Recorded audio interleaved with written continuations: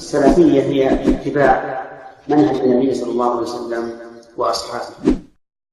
يقول فضيلة الشيخ وفقكم الله: بعض من ينتسب إلى الدعوة إلى الله يقول: أنا أؤمن بحرية الاعتقاد في العبادة، فاليهودي له حق التعبد. صلى الله العافية. هذا إلحاد، هذا كفر والعياذ.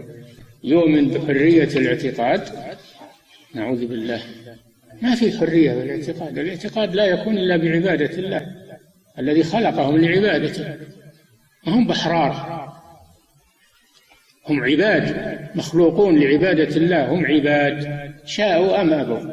ولذلك من ترك عبادة الله ابتلي بعبادة الأصنام والأشجار والأحجار، لأن الإنسان عبد مهما كان، فهو عبد، عبد لهواه، عبد لشهوته، عبد للطاغوت، هو عبد.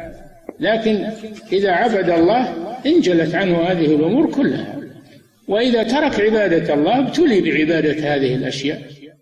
نعم.